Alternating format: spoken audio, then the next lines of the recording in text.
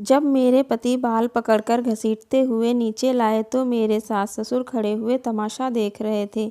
मेरी ननद अपने कमरे से बाहर आकर कहती है, भाई क्यों मार रहे हो इस मनहूस को? सुबह-सुबह इसकी शक्ल दिखाकर मेरा पूरा दिन खराब कर दिया। एक लड़का तो इस घर को दे नहीं पा रही है, ऊपर से इसकी मनहूस शक्ल देखनी पड़ती है। सारी कहानी मेरी ननद से ही शुरू हुई। मेरी ननद ने अपने भाई के लिए एक 18 साल की लड़की देखी थी जिससे वह अपने भाई की शादी कराना चाहती थी। क्योंकि मेरे भाई को कोई बच्चा नहीं हो रहे हैं, इसलिए वह मुझे अब वेश्या की तरह इस्तेमाल करना चाहते थे। मुझे रोज़ रात को नए-नए आदमियों के पास उन्हें खुश करने के लिए भेजते हैं। मेरे मना करने पर मुझे मारते हैं। रोज़ रात मेरी एक नए होटल में निकलती है। मेरी आत्मा रोज़ किसी दूसरे आदमी के बिस्तर पर मसली जाती है। मेरे शरीर के चीथड़े उड़ाए जाते हैं।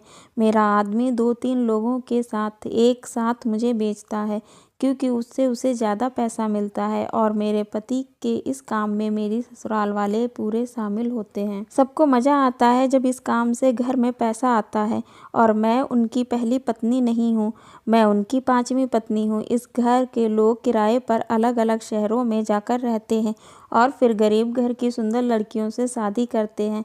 फिर उनकी नसबंदी करा देते हैं जिससे वह माँ ना बन पाएँ और फिर मेरा पति पहले खुद मज़े लेता है, उसके बाद में अपने कस्टमरों को बेच देता है।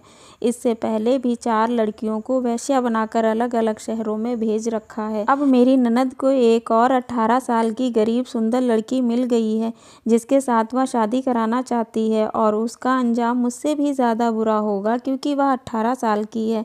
इतना सब कुछ लिखकर मैंने एक चिट्ठी में उस लड़की की माँ को दे दिया ताकि उस लड़की की जान बच जाए। लेकिन मुझे नहीं पता था उसकी माँ इन लोगों से भी ज़्यादा पैसों की भूखी थी और उसने वह चिट्ठी मेरे पति को दे दी, जिसके बाद में मेरे पति ने मुझे बहुत मारा और मुझे नंगा करके रात के 12 बजे सुनसान दूसरे